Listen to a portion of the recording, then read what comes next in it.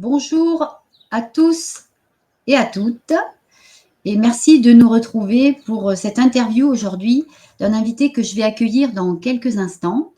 Au préalable, je voudrais, comme d'habitude, avoir une pensée et la partager avec vous pour Angélique, qui est ma filleule dans le cadre de l'action La Grande Famille, organisée par Cécile Maïchak de Dos Humani.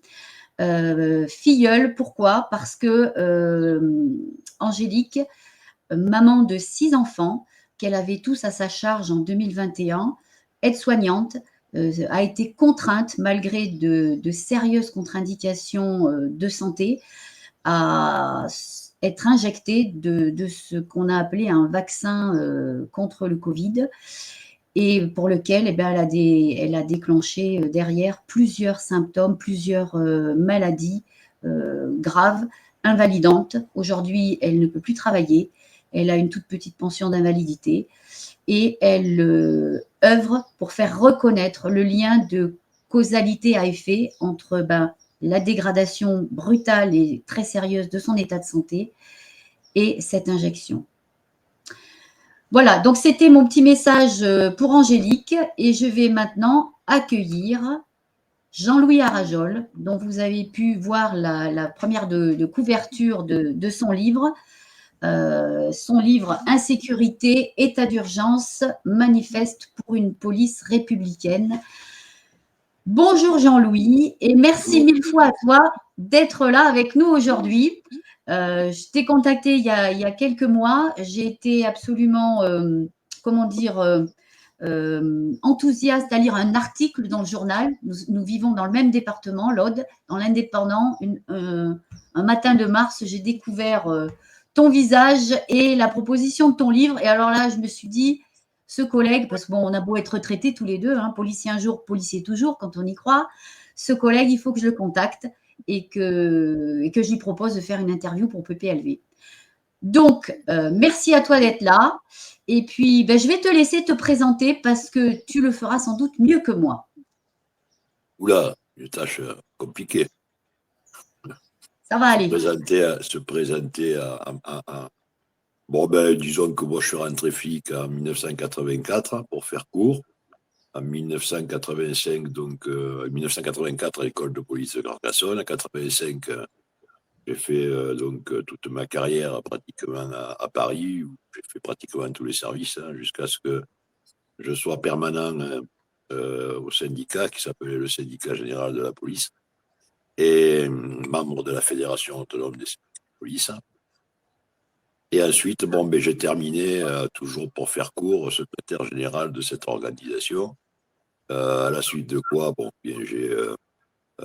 j'ai intégré le conseil général des Hauts-de-Seine après mon départ du syndicat, où j'étais donc avec Charles Pasqua, directeur de la mission prévention et sécurité au conseil général des Hauts-de-Seine. Après, lorsque Charles Pasqua a quitté le conseil général, je suis parti conseiller de Catherine Vautrin au ministère de la Ville et ensuite conseiller de Jean-Louis Borloo au ministère du Travail et de la Cohésion sociale.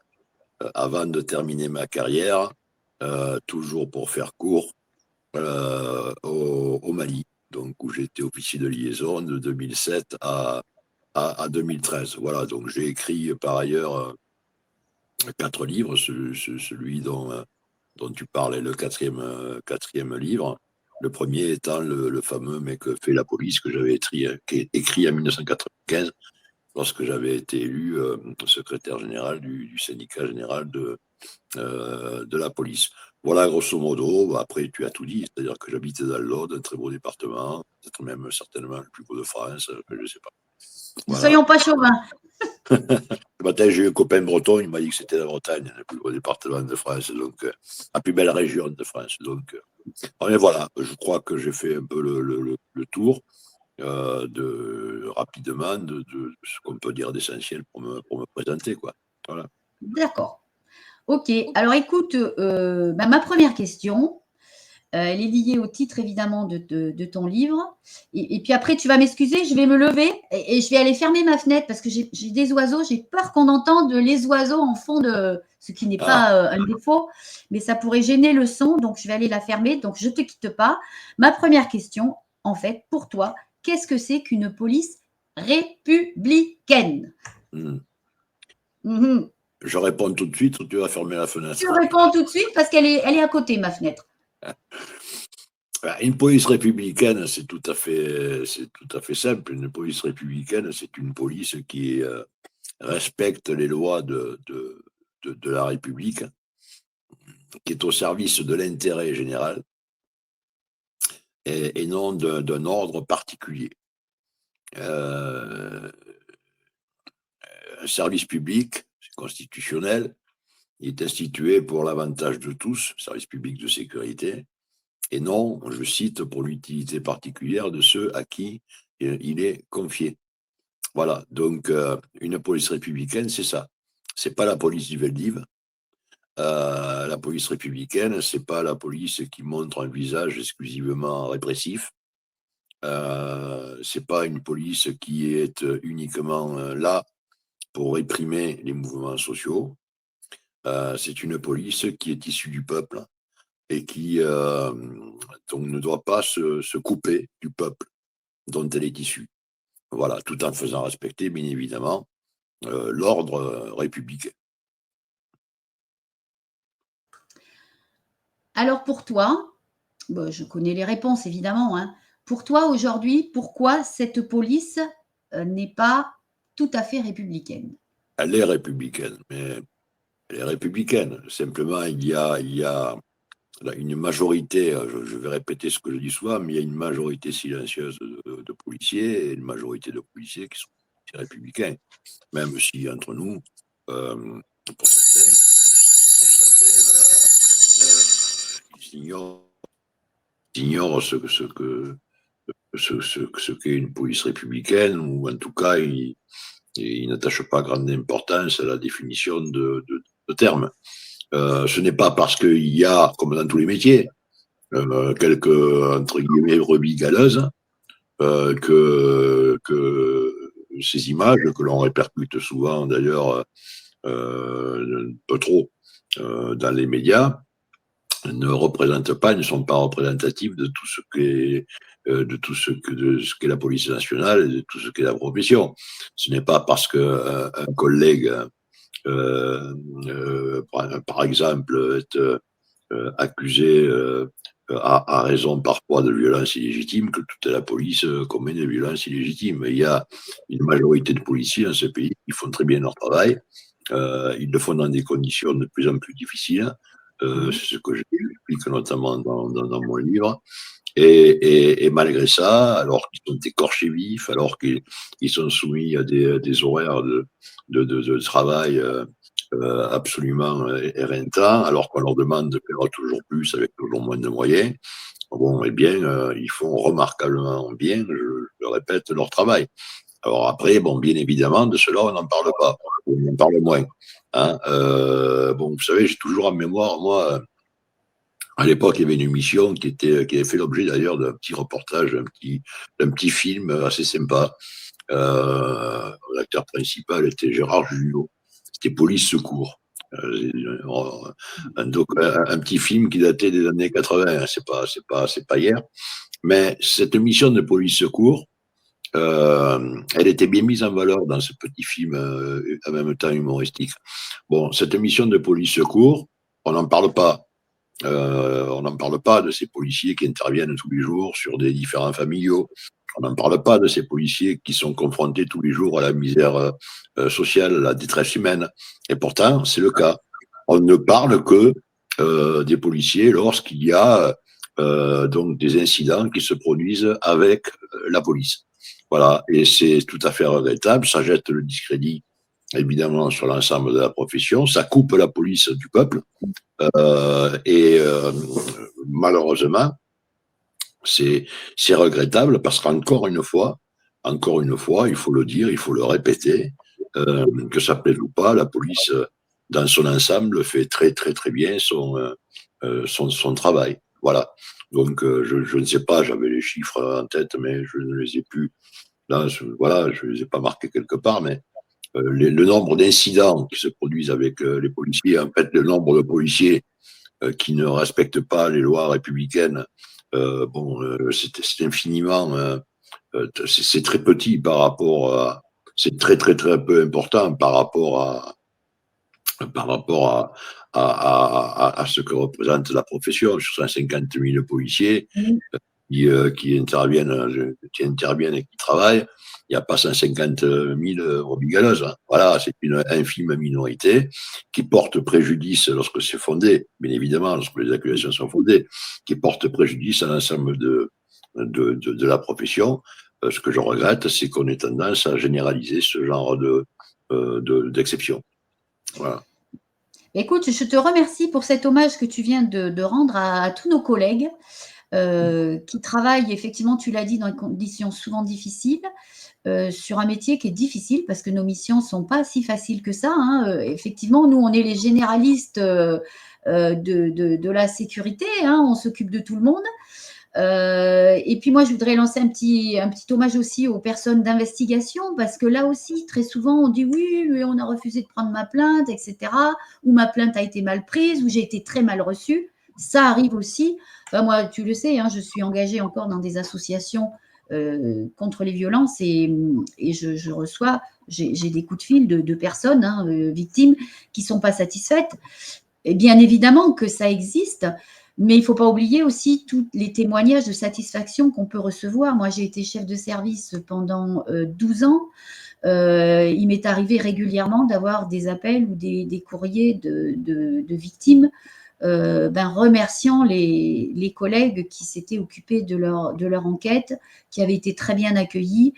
Et donc, voilà, ça, il ne faut pas l'oublier. Effectivement, tout ce qui est sombre ne doit pas cacher la lumière qu'il y a dans notre métier, alors que nos missions sont quand même relativement compliquées. Voilà, et on est vraiment dans l'aide et le secours aux personnes.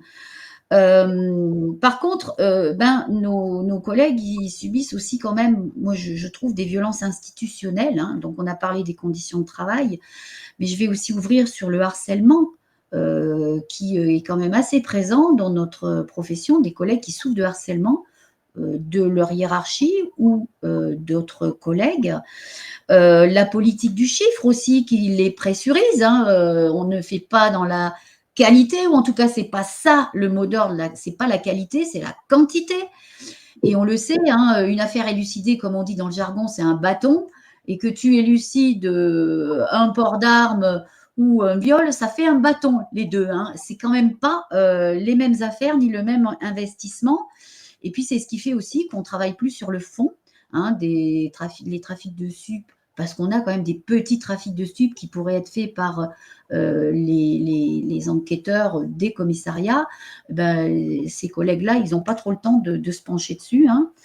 Et puis, on a la communication qui est souvent assez déplorable, et tout ça, ça porte préjudice aux collègues. Et on a quand même des démissions, des suicides, des retraites anticipées. Quel est ton regard là-dessus, et quel est ton regard, puisque toi, tu as été vraiment un délégué syndical responsable, hein, tu as eu de grandes responsabilités, quel est ton regard sur le rôle des syndicats dans cet accompagnement des collègues dans ces difficultés quotidiennes? Bon, il y a beaucoup de choses à ce que tu viens de dire. Déjà, là où il faut, à mon avis, insister sur un point, c'est ce que tu as évoqué, à savoir le système dans lequel évoluent les collègues. C'est fondamental. C'est-à-dire que quand on regarde les chiffres de la délinquance, c'est pas moi qui les donne, hein. Je parle des chiffres officiels du ministère de l'Intérieur en 2023, pour prendre ces chiffres de référence. Chiffres de référence tristement de référence, puisque c'était les pires statistiques que l'on ait pu connaître en matière de criminalité et de délinquance depuis que les statistiques existent. Bon. Et pourtant, à chaque gouvernement, à chaque ministre, eh bien, il y a des coups de menton, il y a des coups de communication. Vous allez voir ce que vous allez voir. On augmente sans cesse la répression. Bon, toujours est-il que le résultat est là, c'est un fiasco total. La lutte contre l'insécurité en France est un fiasco total. La situation ne cesse de se dégrader. Bon. Et c'est vrai dans tous les domaines, notamment pour parler de l'actualité dans le domaine de la lutte contre les stupéfiants. Bon, pourquoi? Alors, il y a deux solutions. Ou on continue aveuglément et le prochain ministre, on refait un plan, on refait un effet d'annonce ou plusieurs, et on continue sur le même modèle, parce que c'est de cela dont il s'agit, ou on change de modèle. Moi, ce que je propose dans mon livre, dans cet essai, c'est justement de faire ce constat que le modèle que l'on a épousé depuis des années, quels que soient les gouvernements qui sont succédés, je le précise, c'est le modèle qu'on appelle maintenant, c'est un terme à la mode illibéral, c'est-à-dire c'est un modèle qui est basé sur le modèle des États-Unis, à savoir la paupérisation, premier point, du service public, donc sectorisation, segmentation de la lutte contre l'insécurité. Je veux dire par là, tout simplement, qu'à partir du moment où il y a moins de services publics, ben, les élus, par exemple, qui sont confrontés aux problèmes de délinquance au quotidien, ben, mettent en place des polices municipales. Que ceux qui ont le plus de moyens d'entre nous font appel aussi parfois et souvent à des polices privées. Donc maintenant, on a aussi des polices régionales, comme la police régionale de Valérie Pécresse pour la région Île-de-France. On a des polices départementales, intercommunales. Bref, on se retrouve sur un modèle petit à petit américain, qui est la multiplication des polices.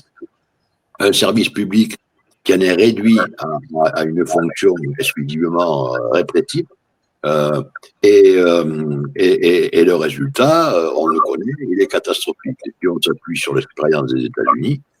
On a un exemple qui est très révélateur, qui d'ailleurs est en train de rejaillir au même endroit.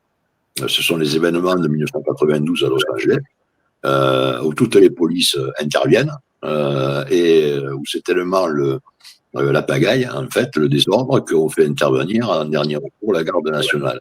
En l'occurrence, c'est ce qui se passera en France. Donc, ça continue. Tôt ou tard, on fera intervenir l'armée. Et l'armée, pour reprendre la formule d'un préfet célèbre de police de Paris, qui était Pierre Verbruge, il me disait à l'époque, l'armée, on sait quand est-ce qu'elle arrive, on ne sait jamais quand est-ce qu'elle part.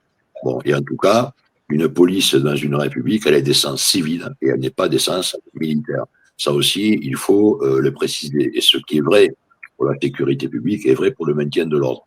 Donc, ce système-là, qui transforme les policiers en machines à produire, a été concrétisé dans le marbre législatif. C'est important de le dire, parce que c'est un combat que je mène maintenant depuis des années, par deux lois qui sont vraiment, je dirais, marquantes, et qui marquent dans le marbre cette dérive. Et les lois de 2003 et de 2011 sur la performance, qui imposent maintenant, donc, mais officiellement, juridiquement, moyennant des contrats d'objectifs, avec des primes à la clé pour les uns et pas pour les autres, qui imposent à des policiers de faire ce que tu disais, c'est-à-dire de faire du chiffre et de privilégier donc le quantitatif plutôt que le qualitatif. Ça, c'est quelque chose donc qui est très important parce que ça induit forcément une tension des services et des collègues qui doivent faire toujours plus avec toujours moins de moyens. Ça provoque des tensions puisque forcément cette politique-là conduit à des problèmes, pas simplement dans les cités. Hein. Les barbares ne sont pas que dans les cités, contrairement à ce que dit M. Retailleau. Ils sont ailleurs. Hein. Il y a 320 groupuscules d'extrême droite et néo-nazis en France qui agressent aujourd'hui ouvertement, qui attaquent des locaux. Voilà, ceux-là, on ne les taxe pas de barbares. Pour moi, ils sont tout autant barbares que d'autres. Voilà. Donc, tout ce système-là, il faut en changer. Il faut changer de système. Ça veut dire quoi, changer de système? Ça veut dire qu'il faut privilégier le service public. Voilà. Je ne dis pas qu'il faut faire disparaître toutes les polices municipales. Elles existent. Mais je crois qu'il faut un véritable contrôle, un genre de label républicain qui doit être apporté à ces politiques municipales. Je crois qu'il faut freiner cette segmentation de la sécurité à laquelle je faisais allusion tout à l'heure. Je vais donner les chiffres aujourd'hui révélateurs. Hein. On a 150 000 agents de sécurité, 180 000 agents de sécurité privés, pour 150 000 policiers, 100 gendarmes et à peu près 50 000 policiers municipaux. Bon, alors, il y a plus aujourd'hui d'agents de sécurité privés que de policiers nationaux. c'est quand même révélateur. C'est quand même révélateur. Donc, avec les dérives que ça comporte, regardez ce qui s'est passé récemment à Perpignan, qui est dirigé par un maire du Rassemblement national. C'est pas de ma faute, hein, c'est la réalité. Vous avez un chef de la police municipale qui, parce que deux de ses agents sont plus ou moins suspectés d'avoir commis des violences illégitimes, font l'objet d'une plainte, d'une procédure, le chef de la police municipale dit soit vous les libérez, soit la police municipale ne travaille plus. Bon, voilà, avec évidemment l'accord du maire. Donc, vous voyez, c'est ce genre de dérive qui n'est pas acceptable dans un État de droit. Voilà. Et j'ajoute par ailleurs que vous comme moi, et toi comme moi, lorsqu'on paie un impôt, en contrepartie de cet impôt, l'État doit veiller à notre sécurité. C'est le principe d'égalité de tous devant la loi. Bon, aujourd'hui, un policier municipal, c'est entre 40 et 50 000 euros par an. D'accord? Un policier municipal pour une commune. Bon, donc inutile de dire déjà que toutes les communes ne peuvent pas se payer une police municipale, et qui paye lorsque les communes peuvent se le payer, bien évidemment, c'est encore toi et moi. Voilà, encore le contribuable. Bon. Et alors, il y a en plus ceux qui ont encore plus de moyens que toi et que moi, il n'en faut pas trop, et qui, eux, vont pouvoir se payer en plus les services de sociétés de sécurité privées. Et puis, il y a ceux qui ont encore plus de moyens que toi et que moi, et qui vont pouvoir se payer des moyens de sécurité, de défense passive, et avec des assurances beaucoup plus conséquentes. Donc, on a une sécurité aujourd'hui à plusieurs vitesses, qui donc va à l'encontre du principe d'égalité défini par la République. Et alors, il faut être efficace.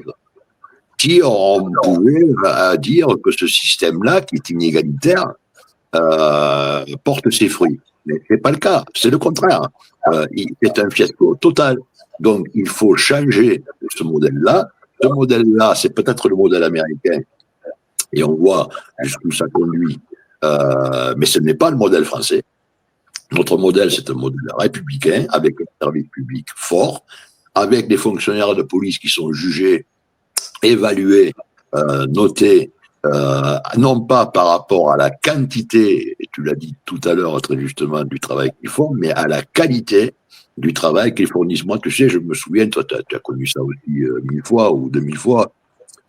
J'avais à l'époque, quand on équipait les véhicules de ronde, de patrouille ou des véhicules de police de secours, on avait de temps en temps une femme comme toi dans les cartes PS, et à l'époque, c'était pas forcément très bien perçu, il faut pas croire, hein, le machisme chez les flics était là, et une femme flic, c'était pas forcément, on n'était pas très content parfois dans les cartes police de secours d'avoir une nana avec nous, quoi. Parce qu'on se disait, si on intervient sur une situation assez chaude, la nana, elle est bien gentille, mais bon, je vais te dire, la première fois que j'ai eu ce doute, je suis tombé sur une fille qui était championne de France, je ne savais pas, de judo, qui était avec nous, j'étais bien content de l'avoir. Mais en dehors de ce côté sur le 17e arrondissement à Paris, mais à côté de ce volet humoristique, il y avait des filles, hein. Il y avait, lorsqu'on intervenait sur les différents familles, etc., qui avaient une approche complètement différente, et qui savaient un peu plus appréhender la situation. Moi, j'ai vu, je ne sais combien de différents familiaux réglés de façon exemplaire par des femmes flics. Bon, et ces femmes flics, elles n'ont jamais été notées, évaluées, et remerciées et félicitées pour le travail qu'elle faisait, alors que c'est un travail remarquable, qui en plus honorait la police par rapport au service qu'elle rendait à la population. Par contre, le gars qui allait faire 5 mises à disposition, 5 étrangers en situation irrégulière, ou d'aboutir, et qui les remettait à l'ombre le lendemain, les mêmes d'ailleurs, puisqu'ils sortaient le jour même, et bien que là, ils avaient des félicitations, et on les félicitait parce qu'ils avaient fait des bûchettes, comme on dit dans le jargon policier, de la bâtonnite et du chiffre. Bon, et bien ça, il faut en changer. Quand je parle d'une révolution culturelle au sein de la police nationale, c'est ça que ça veut dire. Et il faut savoir quand même, il y a des collègues aujourd'hui en exercice qui ont eu ce mérite, qui ont le mérite de dénoncer ça, qui ne sont pas forcément syndicalistes, mais quand ils le font, ils le paient très cher. Et ça, on n'en parle pas non plus. On a tous en tête des collègues qui ont écrit des bouquins, qui se sont révoltés contre cette loi de l'omerta qui existe au sein de la profession et qui osent dénoncer les choses qu'il faut dénoncer. Et ces collègues-là, eh bien, ils sont bannis du groupe, du corps. Ils sont considérés comme des parasites, alors qu'au contraire, on devrait les écouter davantage. Ce sont en quelque sorte des lanceurs d'alerte, comme il peut y en avoir dans bon nombre de situations. Eh bien, ces collègues-là, on devrait plus souvent les écouter. Et je pense à eux là, quand je te parle, parce que j'en connais quelques-uns qui sont aujourd'hui, qui ont démissionné de la police, tellement qu'ils ont été écœurés du système, tellement que le système les a broyés. Voilà. Hein, donc, ça, ce n'est pas normal. Et après, ce que je voudrais dire, ce qui me paraît très important de souligner, c'est que cette dérive ultra-répressive à laquelle on assiste, cette bâtonnite excessive qui régit aujourd'hui le système policier, elle induit quoi? Elle induit toujours plus de procédures. Elle induit toujours plus de procédures. Bon, et alors, c'est le serpent qui se mord la queue, puisque, bien évidemment, plus il y a de chiffres, plus il y a de procédures, sauf qu'en fait, il y a de moins en moins d'officiers de police. Il manque 5 000 officiers de police judiciaire en France, c'est reconnu. Et on a en tout et pour tout, contrairement à ce que dit le ministère, non pas 40 000, mais 20 000 fonctionnaires qui sont rattachés à des missions d'investigation, dans une véritable crise de l'investigation en France. Il y a, pour donner un chiffre qui est très révélateur, 2,7 millions de procédures aujourd'hui en France en attente. 2,7 millions. Ça veut dire quoi? C'est pas que des procédures. Derrière chaque procédure, il y a des victimes. C'est-à-dire qu'il y a 2,7 millions de victimes qui attendent toujours que justice leur soit rendue. Tu as une ville comme Toulouse où tu as 75 000 procédures par an qui doivent être traitées par 350 fonctionnaires. En moyenne, tous les services de police en France doivent traiter aujourd'hui 2 000 à 3 000 procédures en attente, qui sont toujours en attente, lorsqu'elles ne seront pas prescrites avec le temps. Voilà. Donc tout ça, vous voyez, tu vois, ce qui se passe, c'est qu'on fait de plus en plus de chiffres, on induit de plus en plus de procédures, sauf qu'à côté de ça, il y a de moins en moins de services publics. Donc, forcément, on ne peut pas être efficace tant en matière de lutte contre l'insécurité qu'en matière de justice. Parce que quand je dis déficience du service public de sécurité, il y a aussi des moyens qui manquent considérablement à la justice pour faire un bon travail. Voilà. Tout à fait. Je crois qu'on a d'ailleurs la justice la plus pauvre d'Europe. Donc, comme ça, déjà, ça donne l'intérêt qu'on porte à cette institution. Et justice qui est souvent malmenée, autant de notre côté, dans la police, voilà, on l'a même pas présenté, j'ai pas fini de taper le PV, qu'il est déjà mort. Enfin, voilà, ça c'est des trucs un peu clichés, mais qui existent effectivement, que par les citoyens qui disent, voilà, moi, mon affaire, je sais pas où ça en est, ça a été classé. Enfin, voilà, il y a un mauvais jugement qui est fait de la justice, alors que je pense que les magistrats font vraiment ce qu'ils peuvent. Enfin, moi, il n'y a pas si longtemps que ça, j'étais encore dans les services et des audiences jusqu'à 22h, 23h qui commencent à 14h, il y en a, c'est tous les jours. Les magistrats sont surbookés, ainsi que les greffiers, que tous les personnels des tribunaux. Hein. Ils sont comme les policiers, et les gendarmes aussi, ils sont surchargés. Alors, tu parlais de la paupérisation du service public. Donc, voilà, on l'ouvre aussi sur la justice, on peut l'ouvrir sur la santé, on peut l'ouvrir sur l'éducation nationale. La paupérisation du service public est massive, elle touche tout. Et pour moi, elle fait, comment dire, il y a un problème d'état de droit. Tu parlais tout à l'heure de l'état de droit.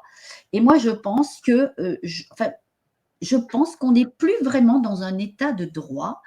Et je vais te donner quelques exemples sur les 7-8 années qu'on vient de vivre.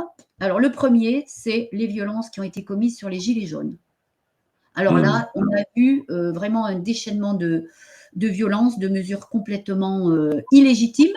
On le sait aujourd'hui, il y a quand même des Gilets jaunes qui sont toujours emprisonnés pour des délits parfois mineurs et parfois ils n'ont rien fait. Hein. Enfin, ils étaient là, mais voilà, ils ont trinqué pour les autres. Ces gilets jaunes qui ont fait des carnets de doléances qu'il aurait été utile de lire et il aurait été utile de s'en inspirer. Ces carnets, ils ont été rangés, oubliés. On a la pseudo-consultation sur l'écologie. Le président a demandé à des citoyens d'étudier tout ça et de donner des conclusions. Conclusions qui ont été totalement bafouées par les décisions qui ont été prises derrière. On a eu, lors de la pandémie, des mesures liberticides épouvantables. Un confinement dont on sait, enfin, tous les scientifiques, les vrais scientifiques savent que c'est pas normal de confiner, que c'est même contre-productif. Et c'était d'ailleurs ce qui était inscrit dans les directives de l'OMS concernant les pandémies et qui a été effacé juste quelques mois avant celle-ci. On a eu des interdictions de prescrire des médecins. Un médecin, normalement, est libre de prescrire, d'exercer son métier, de sauver des vies. On leur a interdit de prescrire. Des médecins ont été poursuivis pénalement et disciplinairement parce qu'ils ont soigné des gens, qu'ils ont guéris, d'ailleurs, pour beaucoup. On a fait face à une expérience scientifique avec ce vaccin dont je parlais tout à l'heure par rapport à Angélique, une expérience scientifique où les populations dans le monde ont été prises pour des cobayes. Et aujourd'hui, ces cobayes, quand ils ont des effets indésirables, on ne veut même pas les voir. On a eu une discrimination énorme envers les soignants, les gendarmes aussi, les pompiers, avec des suspensions s'ils ne se faisaient pas vacciner, les militaires aussi. On a eu une légion, je ne sais même plus combien, de 49.3 pour prendre des lois qui étaient contestées, contestables, mais qui sont passées grâce à une opposition, mais quels que soient les partis, très très molles. On a eu dernièrement la loi sur les ZFE. Heureusement, il y a eu quand même vent debout. Elle a été, pour l'instant, on va dire suspendue. C'est elle qui est suspendue, là, ce projet de loi. Une énorme discrimination qu'elle allait imposer. Et je pense que cette loi reviendra peut-être après les élections municipales. Pour l'instant, on endort tout le monde. On a aujourd'hui Darmanin qui nous annonce que pour lutter efficacement contre les narcotrafiquants, on va supprimer l'argent liquide, donc imposer de l'argent numérique, donc un contrôle des populations. Moi, très franchement, je me demande où il est notre état de droit et comment, dans un état qui est aussi tordu, est-ce qu'on peut avoir une police qui soit saine? Voilà ma question. Quand on voit, tu parlais tout à l'heure du service de maintien de l'ordre, des chars d'assaut dont étaient dotés je crois que c'est les gendarmes, je ne pense pas qu'on ait ça, nous encore, dans la police nationale, c'est de l'armement de guerre. Je ne sais plus à Sainte-Soline combien de milliers de grenades ont été tirées sur des gens qui venaient juste manifester. Enfin, là, je te laisse la parole parce que je sais que Sainte-Soline, ça te touche et que tout ça te touche beaucoup. Donc, je te laisse la parole. Donne-moi ton avis. Donne-nous ton avis. Très honnêtement, lorsqu'on est flic et observateur, on se concentre davantage sur les problèmes de sécurité au quotidien et on oublie parfois ce qui peut se passer à côté sur d'autres terrains, notamment, effectivement, celui auquel tu as fait référence, le terrain de l'écologie. Moi, il s'avère qu'on m'a sensibilisé là-dessus, en me disant, tu as vu l'arsenal répressif qui a été déployé à Sainte-Soline. J'ai des copains, des amis qui étaient présents à Sainte-Soline, qui ne sont pas des éco-terroristes, qui étaient simplement des citoyens pacifiques, qui allaient là-bas manifester avec leur famille, avec leurs enfants, et qui ont été surpris et se sont retrouvés dans cet étau de violence inouï, avec un arsenal présentiel et en termes de matériel aussi, inouï de la part des forces de l'ordre. Je ne sais plus combien de milliers de grenades ont été tirées, combien d'arrestations et de contrôles de police ont eu lieu, combien de fonctionnaires de police ont été déployés, là aussi par milliers, tout ça pour une manifestation pacifique. Alors c'est vrai que dans toutes les manifestations, c'est comme partout ailleurs, dans toutes les professions, il y a des brebis-galeuses, il y a des casseurs, on le sait, qui viennent pour en découdre avec les forces de l'ordre, pour semer le désordre, et donc jeter le discrédit en même temps sur ces mouvements pacifiques, parce que c'est ça qu'il faut voir. Ceci étant, sur les milliers de manifestants, là encore, il ne faut pas faire l'amalgame de stigmatisation. Tous les milliers de manifestants qui se battent pour leurs droits, c'était le cas des Gilets jaunes, qui se battent pour leurs conditions de vie et de travail, c'était le cas au niveau des manifestations contre la réforme des retraites, qui se battent pour simplement exprimer leur position sur des sujets, ce qui était le cas à Sainte-Soline et pour les mouvements écologistes. Eh bien, tous ces manifestants-là, dans une démocratie, ils ont le droit de manifester, c'est un droit constitutionnel, et il faut respecter ce droit plutôt que d'envoyer et de faire une démonstration de force qui ne sert absolument à rien. Tu as parlé tout à l'heure de quelque chose d'important contre laquelle je me suis élevé, fut un temps, puisque j'avais, à la demande de certains observateurs et journalistes, ils avaient fait appel à un vieux Kakoshim comme moi pour intervenir parce que, avec tout ce qui se passait notamment lors des manifs de Gilets jaunes, les estropiés, etc., etc., il n'y avait pas un seul syndicaliste policier, malheureusement, hein, et ça je suis triste, mais qui prenait la parole pour dire ça suffit. Comme ce fut le cas dans le passé, je ne vais pas évoquer toute l'histoire, mais je n'évoquerai que trois faits vraiment précis, historiques, connus de tous. Les événements de Charonne en 1962, lorsque il y a une répression ordonnée par le préfet Papon, disproportionnée, qu'il y a des morts et des morts au métro Charonne, eh bien, c'est Jean Chonac, qui est secrétaire général du syndicat général de la police, qui prend la parole et fait une tribune dans un journal pour dire à la police, c'est pas ça, hein, la police républicaine, c'est pas ça. Le deuxième fait important, c'est Gérard Monat, en 1968, secrétaire général du syndicat général de la police et de la PAT, qui, avec le préfet Grimaud, font en sorte qu'il y ait une désescalade en matière de violence. Et le troisième fait révélateur, c'est l'intervention de Bernard de Leplace au moment de l'affaire Malik Oussekine, en 1986, qui sort cette formule célèbre et qui restera dans l'histoire de la police républicaine: frapper un manifestant à terre, c'est se déshonorer soi-même. Voilà. Donc, ces interventions-là, aujourd'hui, malheureusement, on ne les entend plus depuis des années. Bon, et donc, il a fallu que ce soit moi et d'autres. Je ne suis pas tout seul, hein, mais à cette époque-là, j'avais fait une tribune qui était sortie dans le JDD et sur les réseaux sociaux, dans lequel je demandais l'arrêt de cette doctrine, qui était une doctrine de guerre, de remplacer cette doctrine de maintien de l'ordre par une doctrine de paix. Nous sommes en paix, nous ne sommes pas en situation de guerre contre notre propre peuple, d'accord. Et encore une fois, ce droit à manifester doit être protégé. C'est un droit fondamental, voilà.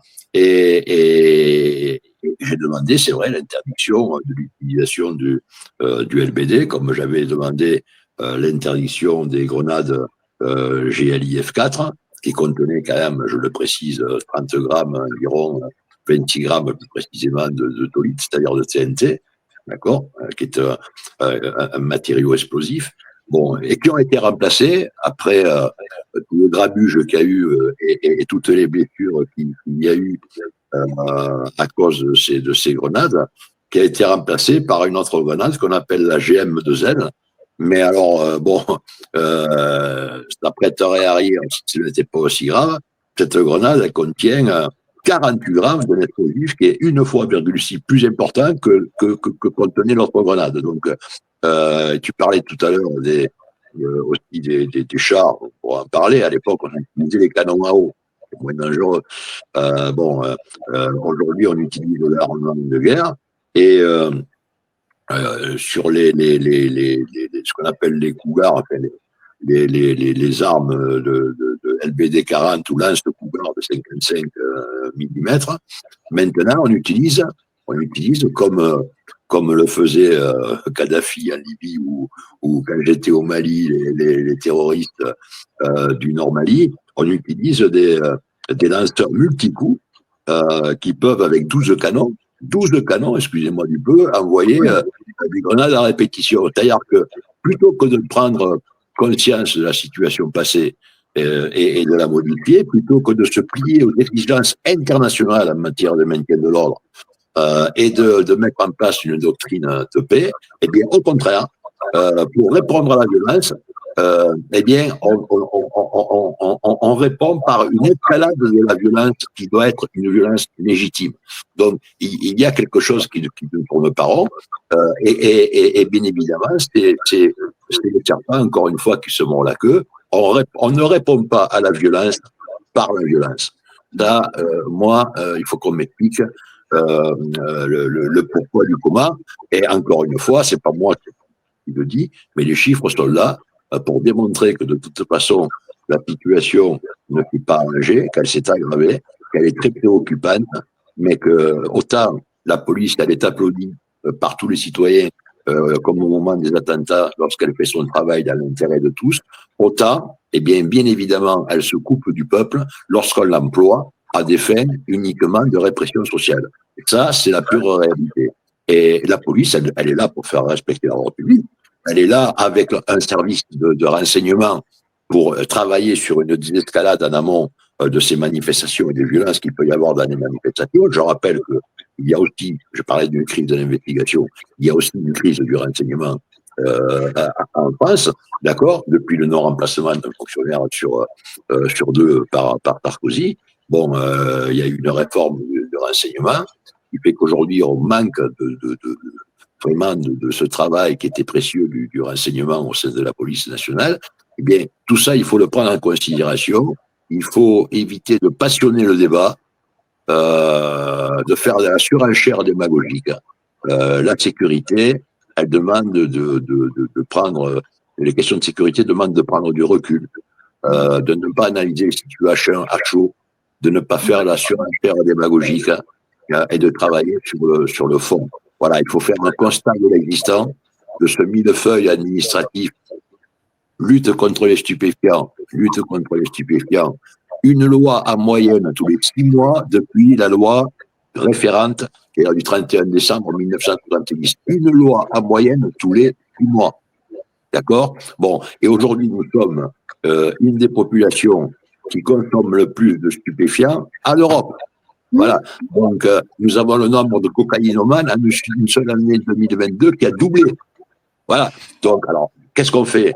On continue comme ça, on va dans le mur, on est dans le mur, on continue à y aller alors que nous sommes conscients qu'on y va, ou on change de modèle et on change de manière de combattre l'insécurité. Bien, moi, je dis, il faut changer. J'aurais peut-être pas dit ça il y a 20 ans, mais aujourd'hui, fort de ce constat, eh bien, il faut bien se mettre à l'évidence. Et moi, j'ai rien à gagner. Hein. Je suis pas secrétaire général d'un syndicat, je suis pas député, je fais partie d'aucun parti politique. Donc, ce que je dis, c'est par simplement conviction professionnelle. Donc, et dans l'intérêt de tous. Oui, et alors en parlant des stupes, moi, tu sais, il y a un truc quand même qui me fait sourire, mais de façon difficile, amère, on va dire, c'est la lutte contre les narcotrafiquants, comme tu dis, la lutte contre les stupes, avec quand même régulièrement des gens dans les hémicycles les plus institutionnalisés de notre pays qui usent, qui revendent ou qui offrent du stupéfiant. On l'a vu chez des députés, des sénateurs, etc. Donc moi, ça me fait dire, est-ce que vraiment ces gens-là, ils ont envie de lutter contre les stupéfiants? Voilà, ben ça c'est pour ça que tous les utilisateurs tous ceux qui commettent des infractions à la législation sur les stupéfiants ne sont pas issus du quartier populaire. Tout à fait. Voilà. Hein, la lutte contre les stupes, stigmatiser les immigrés, stigmatiser les quartiers populaires. Eh bien, voilà, c'est injuste. C'est tout simplement injuste. Voilà, le problème est beaucoup plus. Il faut arrêter l'hypocrisie. On nage en pleine hypocrisie. Tu sais, tout à l'heure, quand on parlait du maintien de l'ordre, je pensais parce que j'ai entendu les débordements, les commentaires sur les débordements qui avaient eu lieu suite à la victoire du PSG en Coupe d'Europe. J'ai entendu des mots, les barbares, etc. Bon, très bien. Mais ça m'a fait penser à Arnaud Amaury. Arnaud Amaury, c'était le prélat du pape au moment de la lutte contre les Cathares. Oui. Et lors du siège de Béziers, alors je te parle de ça, c'était en 1201 ou 1203, 1201 ou 1203, ça date pas d'aujourd'hui. Il a eu cette fameuse formule connue de tous, tuez-les tous, Dieu reconnaîtra les siens. Bon. Eh bien, aujourd'hui, en matière de maintien de l'ordre, on a une telle doctrine et un tel discernement qu'on fait pareil. C'est-à-dire que plutôt que de jauger, plutôt que de prévenir en amont, de cerner quels sont les individus éventuellement qui peuvent se rendre responsables des actions, eh bien, tuez-les tous, Dieu reconnaîtra les siens. C'est-à-dire qu'on intervient de façon globale, et comme à Sainte-Soline ou ailleurs, de façon à blesser malheureusement aussi, gravement, des manifestants qui sont là pour manifester soit leur joie, c'était dans le cadre de la victoire du PSG, soit leur revendication sociale lorsqu'il s'agit de mouvements sociaux. Voilà, on est un peu dans la même perspective. Voilà. C'est Hein. ça. Et on fait taire le débat. On fait taire le débat. Voilà, et quant à la lutte contre les stupéfiants, voilà, je cite souvent cette anecdote parce qu'elle est assez rigolote, mais lorsque Rotaillot, qui était ministre de l'Intérieur en même temps en campagne pour la présidence des Républicains, se rend à une réunion politique en Vendée qui s'arrête à Limoges avec une grosse conférence de presse pour se féliciter qu'un point de deal a été supprimé au 38 de je ne sais quelle rue. Voilà, il fait sa conférence de presse, mais ce qu'il n'avait pas prévu, c'est qu'il y avait une dame dans la conférence de presse qui attendait, monsieur le ministre, je peux dire un mot? Oui, oui, allez-y, parlez. Ils sont plus au 38, mais ils sont au 38 bis. Voilà, donc, et là, le ministre dit, mais j'ai pas le temps, il faut que je parte à une réunion. Bref, voilà, Oui. tout n'est qu'effet de communication, effet de manche, coup de com', coup de menton. En réalité, le résultat, il est là, c'est un fiasco total. Donc, il faut changer de façon de faire. C'est ça. C'est ça. Ouais. Alors, je te l'avais expliqué, mais peut-être qu'il y a des gens qui nous regardent aujourd'hui qui connaissent pas Police pour la vérité. C'est une association qui a été créée en 2021 à la suite de toutes les mesures liberticides dont j'ai cité quelques-unes là par rapport à la pandémie. Et nous, notre mot d'ordre, c'est vraiment de refaire le lien, refaire confiance entre la police et les citoyens. Et on partage un mot avec toi, une appellation, le gardien de la paix. Le gardien de la paix, c'est quelque chose qui est vraiment au cœur de nos intentions et de nos messages, que ce soit envers les collègues ou envers la population. Et quand je parle des collègues, gardien de la paix, c'est aussi le pompier, c'est aussi le gendarme, c'est aussi le militaire, enfin, l'agent pénitentiaire. Nous, on veut vraiment s'adresser à tous ces fonctionnaires ou militaires qui travaillent pour la sécurité de la citoyenneté. Et donc, je vais lire une petite phrase qui est dans ton bouquin qui engage un chapitre, le chapitre sur l'insécurité, le syndrome confusionnel. C'est une phrase de François Rouve, donc, qui était secrétaire général du SGP en 1961, et qui dit, et là c'est vraiment important, les gardiens de la paix ont le droit d'avoir une conscience. Mais quelle phrase! Cette phrase est extraordinaire. Elle appelle effectivement nos camarades au discernement, au respect des codes, que ce soit les codes de procédure, le code pénal, le code de déontologie, à une éthique, et puis qu'ils les rappellent eux-mêmes à leur humanité. Et je trouve cette phrase vraiment très puissante. Et peut-être que elle va nous donner l'occasion de rentrer d'évoquer ton collectif Police, République, Citoyenneté, parce qu'on n'a pas encore abordé ce collectif que tu as créé il y a quelques années et qui, je crois, est en train de se transformer. Donc, est-ce que tu peux nous en parler? Parce que tu n'es pas tout seul, tu l'as dit tout à l'heure, mais précise-le. Oui, c'est-à-dire que lorsque je te parlais tout à l'heure de mon intervention, de ma tribune que j'avais faite au moment des Gilets jaunes et des manifestations contre les retraites, voyant l'absence d'intervention des syndicats, et étant conscient de la situation dans laquelle se trouvait aujourd'hui le syndicalisme policier républicain, c'est-à-dire inexistant, nous avons décidé avec quelques collègues des anciens de mon syndicat, nous avons décidé de créer un collectif, Police, République et Citoyenneté. Et puis, au fur et à mesure que nous avons avancé, que l'actualité aussi s'est déroulée, ce constat est devenu de plus en plus évident et notre existence, je dirais, est devenue de plus en plus avérée et légitime.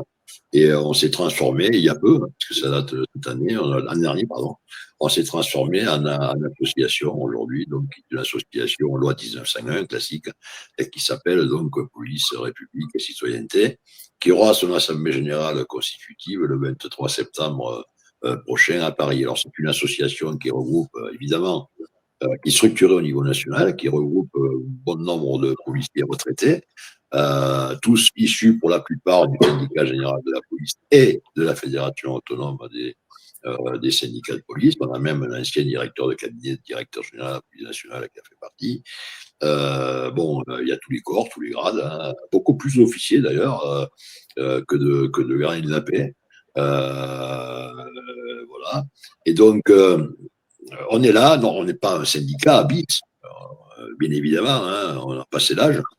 On n'est pas là pour faire du syndicalisme. Il y en a suffisamment qui le font pour nous. On est là pour essayer d'éclairer un peu les organisations syndicales. Et on est là pour prendre la parole de façon publique s'il le faut, dès lors que les syndicats qui devraient le faire ne le font pas. Voilà, c'est aussi simple que ça. Lorsqu'un syndicaliste à la tête d'un syndicat, lorsque un manifestant ramasse une grenade qui lui laisse la main, si sa seule intervention, c'est de dire, contrairement à ce qu'aurait pu dire Roux, je faisais l'allusion tout à l'heure, c'est bien fait pour ta gueule. Bon, entre Roux et ce syndicaliste-là, il y a un monde quand même énorme. Hein. Voilà, donc nous, on est là pour essayer de pallier à ce vide en matière de prise de position républicaine. Et ce que l'on voudrait, c'est travailler à une refondation de cette police républicaine, de ce syndicalisme aussi policier républicain, non pas en étant un syndicat lui-même, mais en montrant le chemin à suivre. Et là-dessus, il ne faut pas tout voir en noir. Hein. On a beaucoup de collègues, sauf qu'ils sont dans le système, ils sont permanents, donc bien évidemment, ils sont aussi un peu tributaires du système dans lequel ils évoluent.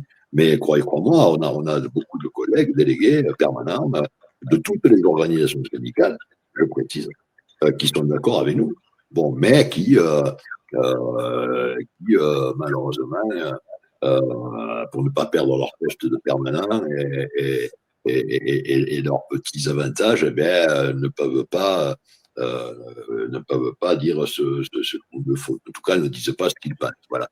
Et c'est dommage. Mais bon, faut pas désespérer. Nous, on essaie de semer pour l'avenir, pour les futures générations. Il y a un journaliste qui me disait il y a peu, vous êtes notre seul chef. Ce qui est triste d'ailleurs, d'entendre ça de la part d'un journaliste avisé, mais malheureusement, c'est le cas. Regarde par exemple ce qui se passe avec l'affaire Naël. Bon, tout individu, policier y compris, a le droit à sa présomption d'innocence. Il faut le dire, il faut que les choses soient claires par rapport à ça. Mais quand je vois aujourd'hui qu'une seule prise de position de tous les syndicats, tous confondus, et soutien à elle, on fait répression à soutien à Florian, pardon. Florian qui est le policier qui est accusé d'avoir tué le jeune Naël. Bon, mais bon sang de bon soi. Il y a une justice en France. Être policier républicain, c'est respecter aussi la justice. Laissez faire la justice, laissez-lui faire son travail. Moi, je fais confiance complètement en tant que policier républicain à la justice. Bon, et faire pression sur la justice comme ça, moi je me dis, ce n'est pas bon, et ce n'est pas bon non plus pour le collègue qui est incriminé. Voilà, donc, et je le dis comme je le pense. Voilà, donc il faut cesser ce genre de prise de position totalement corporatiste et démagogique aussi. D'accord. Moi, demain, s'il y a un collègue qui, dans mon livre, je pense que tu l'as vu, lorsque j'évoque le maintien de l'ordre, je parle et j'évoque la nécessité d'uniformiser les services en matière de maintien de l'ordre, c'est-à-dire de supprimer la brave, M, entre autres, etc., de la dissoudre. Je veux pas dire par là que tous les collègues de la brave M sont des fachos, ou des policiers qui ne sont pas professionnels, des policiers qui ne sont pas compétents. Je ne dis pas ça. Je dis simplement qu'il y a les compagnies d'intervention, les compagnies départementales d'intervention, les compagnies de sécurité d'intervention, les CRS. Maintenant, les CRS, nouvelle formule, créée par Darmanin, etc., etc. Bon, il faut uniformiser tout ça. Le maintien de l'ordre, c'est un travail de professionnel. Il doit relever uniquement des compagnies républicaines de sécurité, qui en plus historiquement ont lieu symbolique très forte, hein, puisqu'elles ont été créées à la Libération pour remplacer les GMR de l'époque, qui étaient les policiers chargés du maintien de l'ordre sous Vichy. Bon, eh bien, les compagnies républicaines de sécurité, laissons-leur ce travail de maintien de l'ordre, donnons-leur les moyens et plus de moyens en matériel, en effectif, pour qu'ils fassent leur travail. Le maintien de l'ordre, c'est un travail de professionnel. Voilà, donc il faut uniformiser ces services, comme dans tous les domaines d'ailleurs, aussi dans la police, hein, il y a une multitude de services, tu le sais, qui existent pour les mêmes missions. Voilà, bon, je ne parlerai pas de la Pôle Pro, de la police de proximité, qui a connu aussi 50 versions et 50 appellations différentes, comme les iPhones. Hein. Tu changes d'iPhone, tu changes de système, mais le système est le même. Voilà, donc uniformisation, simplification, et qualité du travail plutôt que quantité du travail à prendre en considération. Alors, Jean-Louis, tu vois, j'ai mis un petit peu l'adresse où les personnes qui nous regardent peuvent contacter Police pour la vérité, et j'aimerais bien savoir si toi, tu as une adresse contact, de façon à ce que je l'affiche en suivant. Ben, l'adresse contact, ils peuvent prendre, bien sûr, référence sur le site internet est en préparation. Je ne sais pas, pour ne rien cacher, c'est tout à fait opérationnel encore aujourd'hui, parce c'est un copain de Paris qui s'occupe de ça, collègue flic.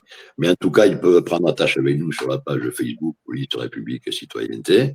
Et par ailleurs, il y a un lien aussi, qui est le lien tout simplement de mon éditeur que tu dois avoir, donc que je peux te renvoyer un 12D après par SMS. Quoi. C'est www.heracles. Il y a ma page personnelle Facebook aussi. Hein, les collègues, moi, quand je vois que ce sont des policiers, en règle générale, je les accepte comme Ami. amis. Voilà. Voilà. Okay. Après, parfois, ils débordent dans leurs commentaires dans un sens qui n'est pas le mien. Ils ont vite fait de ne plus l'être. Tu vois ce que je veux dire. D'accord. Et qu'est-ce que je veux dire, des citoyens peuvent adhérer à votre association? Oui, alors, oui, j'ai oublié de préciser, mais justement, notre association n'est pas qu'une association, et c'est moi qui l'ai voulu comme ça, que de policiers. Hein, on a des journalistes qui en font partie, que nous avons évidemment choisi, hein, payés sur le volet, mais qui ont toujours eu des positions républicaines, qui nous accompagnent depuis des années. Je ne citerai pas, bien évidemment, leur nom publiquement, sans leur accord. Certains, je peux les citer puisqu'ils ne s'en cachent pas. Je parle de Denis Robert, qui est le patron de Blast, par exemple, qui nous suit de très près. C'est celui qui nous disait: vous êtes notre seule chance aujourd'hui d'avoir une police républicaine dans ce pays. Qui a eu la gentillesse de m'accorder une interview qui a eu énormément d'ailleurs de succès.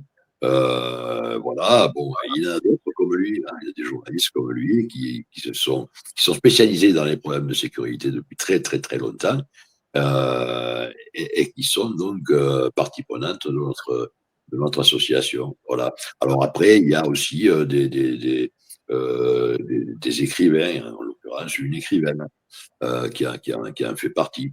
Voilà, donc tous les gens qui sont attachés, les acteurs aussi, une actrice. Bon, tous ces gens qui sont attachés à l'existence impérative d'une police républicaine sont les bienvenus dans notre association, mais il faut qu'ils sachent que notre objectif premier, c'est donc l'émergence d'une police républicaine en France, ou la refondation d'une police républicaine en France, et notre premier combat, ça nous le disons très clairement, c'est le combat contre le fascisme et l'extrême droite. Il faut dire les choses comme elles sont. Celui qui vient chez nous et qui dépasse la ligne jaune, il n'a rien à foutre chez nous. Là-dessus, je suis peut-être sectaire, mais c'est comme ça. Je ne pose à personne d'adhérer à mes idées, mais ce sont les miennes, je les assume. Je pense Voilà. que c'est clair, hein. De toute façon, on ne peut pas accepter dans une association qui parle de police effectivement républicaine, de gardienne de la paix, on ne peut pas effectivement accepter des personnes fascistes, quoi, hein. Voilà. Voilà. Donc ça me paraît logique. Alors, ça va être ma dernière question avant notre conclusion, parce que ça fait déjà un peu plus d'une heure que nous discutons. Et je pense qu'on a vraiment abordé plein de choses. Et surtout, moi, j'invite les personnes à, à lire ton livre, qui est une mine d'or. Et pour ceux qui ne connaissent pas la police, vraiment, vous allez la découvrir. Et même historiquement, enfin, moi, j'ai appris des trucs en lisant ton bouquin. Et franchement, il est bien fait, il est super complet. Et voilà, j'espère que les personnes qui nous écoutent iront le lire. Alors, ma dernière question, c'est que donc tu fais des propositions donc pour réformer la police nationale actuelle et puis la rendre plus républicaine, n'est-ce pas? Et tu parles de la contribution des citoyens pour réformer cette police. Donc, pour toi, le citoyen, c'est un acteur aussi dans la réflexion et peut-être la conception de cette nouvelle police. Donc, évidemment que nous, à Police pour la Vérité, on soutient tout à fait cette proposition, hein. Nous pensons, nous aussi, qu'on ne peut pas faire évoluer notre police dans le bon sens si les citoyens ne sont pas associés et à la réflexion, et tu le cites aussi, au contrôle par un organisme qui serait indépendant et dans lequel siégeraient des citoyens. Donc, je te laisse évoquer ce sujet-là. Oui, ben, il est très simple. En fait, il y a une expérience, parce que tout n'est pas négatif dans ce qui a été mis en place depuis des années. Il y a des choses positives, sauf qu'en France, on a une mauvaise habitude, c'est de ne pas pérenniser, de ne pas généraliser les choses qui marchent, et par contre de continuer et de poursuivre les choses qui ne marchent pas. Voilà. On prend exemple sur certains pays étrangers lorsqu'on ne devrait pas le faire, comme je parlais tout à l'heure des États-Unis, mais lorsque les systèmes fonctionnent, la lutte contre les stupes, par exemple, au Portugal, le système carcéral dans les pays du Nord, de l'Europe, là, par contre, on ne s'en préoccupe pas et on continue à aller dans le mur. Effectivement, il y a, pourquoi je te dis ça? Parce qu'il y a en France 1609 exactement quartiers considérés difficiles, répertoriés difficiles par la politique de la ville. Bon. Sur ces 1609 quartiers, il y a eu, bon, ça concerne à peu près 6 millions de personnes, il y a eu 62, je ne sais pas si tu te souviens, de cette appellation, quartier dite reconquête républicaine, qui ont été mis en place par Gérard Collomb à l'époque. Il y en avait moins, maintenant il y en a un peu plus, il y en a 62, dans lesquels peuvent être intégrés un dispositif qu'on appelle la police de sécurité au quotidien, la PSQ, voilà, qui était un peu en quelque sorte la nouvelle police de proximité version Gérard Collomb. Bon, sauf que les chiffres sont évocateurs. 62 quartiers de reconquête républicaine pour 1609 quartiers considérés comme difficiles sur l'ensemble du territoire national. Ce qui veut dire que simplement 62 quartiers bénéficient de cette police de sécurité au quotidien, qui sous-entend renfort d'effectifs, renfort de moyens, etc., etc. On est toujours au même niveau, c'est-à-dire déficience du service public. Eh bien, moi je dis qu'il faut bien évidemment généraliser ce qui marche, donc généraliser cette police de sécurité au quotidien, l'étendre à l'ensemble du territoire national. Pour ça, ça demande des efforts, évidemment, ça demande un renfort d'effectifs, ça demande de privilégier le service public de sécurité. Et il faut que dans cette police de sécurité au quotidien, et le crime, hélas, de cette jeune surveillante il y a peu donc l'atteste, il faut qu'il y ait donc ces outils de médiation, ces outils de concertation en amont qui soient mis en place. À savoir que dans tous ces secteurs, dans tous ces quartiers de reconquête républicaine, il y ait, et la loi du 21 janvier 2014 le permet, des comités, alors à l'époque ça s'appelait les comités citoyens, mais nous, on propose depuis 1995 c'est pas nouveau, on propose la mise en place de comités consultatifs de citoyens au sein desquels on n'a pas uniquement des élus, des hauts fonctionnaires, qui, parfois, il faut le dire, sont complètement coupés de la réalité, ne sont pas suffisamment proches des réalités du terrain, mais on intègre dans ces comités consultatifs de citoyens des policiers, des responsables d'établissements scolaires, des bailleurs sociaux, et on fait en sorte que tout ce beau monde, toutes ces personnes ressources, puissent en amont prévenir ce genre de problématiques. La sécurité, c'est l'affaire de tous. Voilà. Et il faut que chacun puisse apporter. L'autre jour, j'ai participé à une réunion publique. Il y a une personne qui a pris la parole, qui a interpellé les organisateurs en disant, voilà, moi, j'ai une maison que je loue, je ne donnerai pas le nom de la ville ni le nom de la maison, je subis des incivilités tous les jours, etc., au point que je n'arrive plus à louer mes appartements. Bon. Et cette personne me dit, ben, je fais des courriers aux élus, j'ai même invité le maire à venir, quand ça fait par lui-même la situation. Mais bon, le maire d'une ville de 40 000 habitants et plus, il n'a pas forcément non plus que ça à faire de se déplacer chaque fois qu'il y a une personne qui se plaint de ce genre de problématique. Eh bien, j'ai répondu à la place de l'organisateur, qui était un peu gêné puisqu'il était élu. J'ai répondu en disant, la réponse, c'est le comité consultatif citoyen. Cette dame, et bien d'autres encore, pourrait, dans le cadre de cette démocratie participative, intervenir, faire valoir ce qu'elle pense de la situation, faire valoir qu'à tel endroit, dans tel quartier, ben, il y a des vendeurs de caves, faire valoir que tel comportement de tel jeune qui est un peu inquiétant et qui peut conduire à des dérives plus conséquentes. Dans mon premier livre, je raconte une histoire réelle.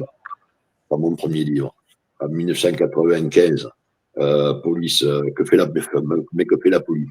Bon, un élève, ça m'avait marqué cette histoire-là, était déjà, mais vraiment, je ne sais plus si c'était un cinquième ou un sixième, je ne sais plus, même avant peut-être, il était déjà repéré parce qu'il était assez agressif et il balançait sans arrêt des verres de flotte, par exemple, au visage de ses professeurs, etc. Et après, il finissait par jeter même des bouteilles au visage de ses professeurs, de ses instituteurs. Bon, je ne me souviens plus l'histoire exacte, mais on peut la retrouver dans mon premier livre, etc. Il ne s'est rien passé. On le savait localement, mais ce n'est pas remonté. Il n'y a pas eu de mesures préventives mises en place. Et bien, le même gamin, lorsqu'il a eu 16 ou 17 ans, il a vitriolé le visage d'un professeur. Voilà, c'est-à-dire qu'il est passé de la flotte au vitriol. Voilà. Si jamais on avait pu, en amont, repérer ce genre de déviance, entre guillemets, comportementale, peut-être qu'il ne serait pas arrivé au vitriol. Alors, je ne dis pas que en claquant des doigts, on va régler tous les problèmes de violence de la société. On est dans une société, de toute façon, de plus en plus violente. Bon, donc, et cette violence, elle se retrouve y compris sur les réseaux sociaux, elle se retrouve y compris dans les jeux vidéo, elle se retrouve y compris au cinéma, elle se retrouve y compris dans les séries télé. Donc, cette violence-là, on la prend en pleine poire, et les gamins qui ne sont pas préparés ou qui n'ont pas un corpus éducatif autour d'eux pour les protéger, peuvent en arriver, malheureusement, si en plus il y a des troubles de développement ou autres phénomènes à rajouter, peuvent se retrouver dans la situation dans laquelle s'est retrouvé l'assassin de cette malheureuse surveillante. Voilà. Moi, je dis qu'en mettant en place ces structures que nous permet encore une fois la loi, hein, la loi même autorise, je crois que c'est un seuil de 10 000 habitants, les communes qui donc ont 10 000 habitants ou plus, de mettre en place ce système, cette structure, cette nouvelle forme de politique locale de sécurité. Alors à l'époque, quand je proposais ça en 1995, on passait pour des illuminés.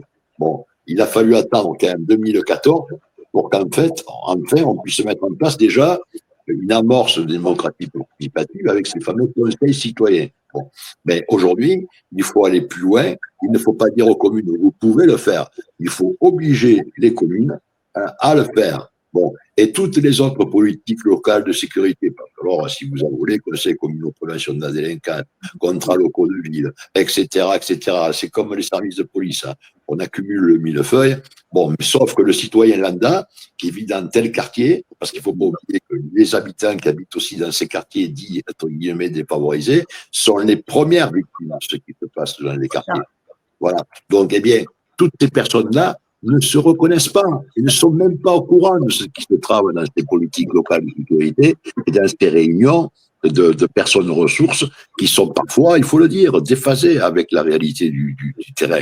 Donc, eh bien, l'avantage de ces comités consultatifs citoyens permettrait à ces personnes, à ces bailleurs sociaux, à ces responsables d'établissements scolaires, etc., aux éducateurs spécialisés qui doivent réinvestir aussi ces quartiers-là, bon, au personnel de santé, bref, ARS ou pas ARS, peu importe, mais en tout cas, tous ceux qui sont concernés, là.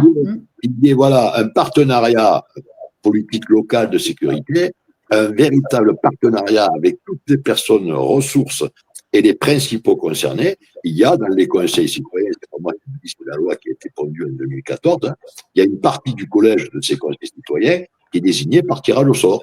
C'est-à-dire qu'on va prendre les citoyens du quartier et puis on va tirer au sort les 10 citoyens au choix qui vont être invités à participer à ce conseil citoyen et à dire, ben voilà, ce qui se passe dans mon immeuble, voilà ce qui se passe dans ma rue. Il n'y a plus de lumière maintenant pour les économies d'énergie, on m'a cramé la bagnole il y a 3 jours. Bref, c'est tout ça qu'il faut faire. Il faut être en phase avec la réalité de l'insécurité du citoyen au quotidien. Et ça passe par la mise en place de ces instances de démocratie participative que je propose dans mon ouvrage. Parfait. Et puis, pour compléter, je dirais que c'est bien effectivement de faire remonter quand des jeunes sont sur le chemin de la délinquance, comme l'exemple que tu as cité tout à l'heure.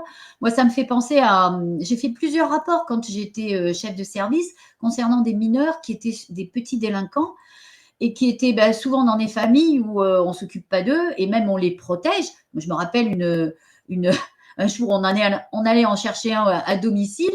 On ne le trouve pas. Le papa, très malade, était alité. Et en fait, à un moment, ça bouge sous le drap et le gamin qu'on cherchait était sous le drap, caché par son père. Donc, tu vois, là, c'est des gamins qui sont abandonnés par la famille. Donc, j'ai fait des rapports pour signaler, pour demander qu'il y ait des mesures qui soient prises. Ça n'a jamais fonctionné. Ce gamin a fini par rentrer vraiment dans la grande délinquance. Ça n'a pas fonctionné parce que les magistrats, je pense, ils ne savaient pas quoi en faire. Il faut faire des structures capables d'accueillir ces jeunes-là et il faut les sortir de leur famille, de leur quartier, je dirais de leur département. C'est pas possible qu'on ne soit pas foutu dans chaque département de faire des maisons d'accueil de ces gamins pour les déraciner de la violence, quoi. Il faut s'en occuper parce que en fait, on les abandonne.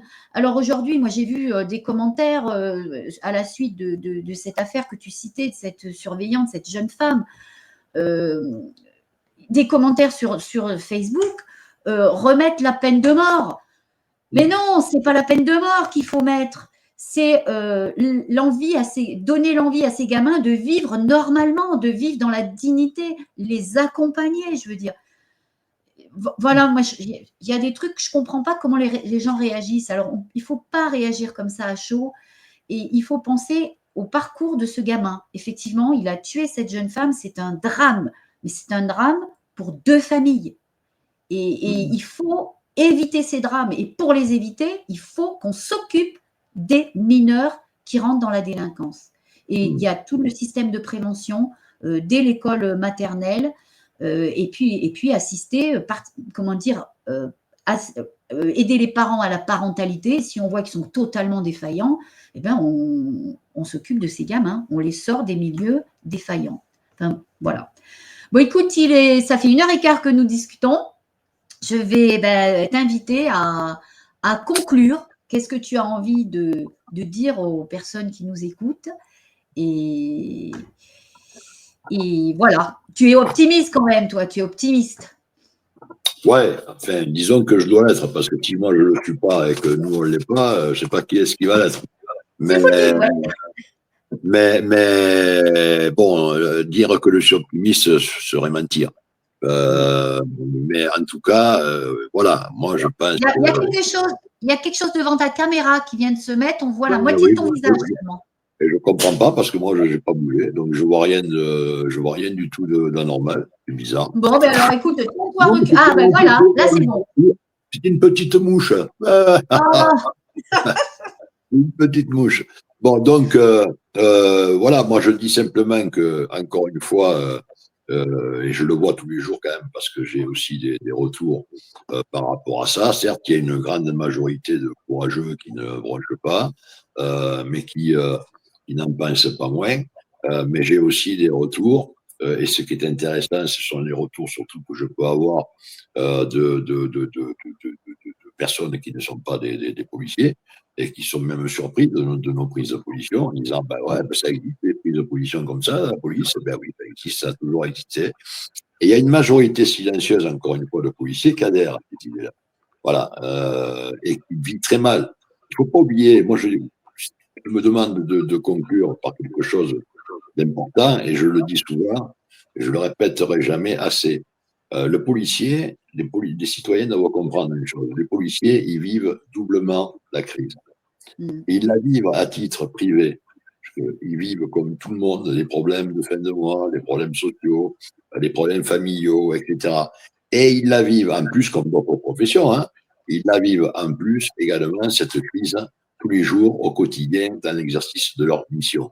Bon, donc ce n'est pas facile, hein, surtout lorsqu'on demande à ces policiers de faire donc toujours plus de chiffres et toujours plus de résultats, de leur demander, lorsqu'on leur demande de faire toujours plus de travail avec toujours moins de moyens, eh bien, il faut que la population doit comprendre qu'il peut y avoir parfois, malheureusement, même s'il faut les condamner, certains dérapages.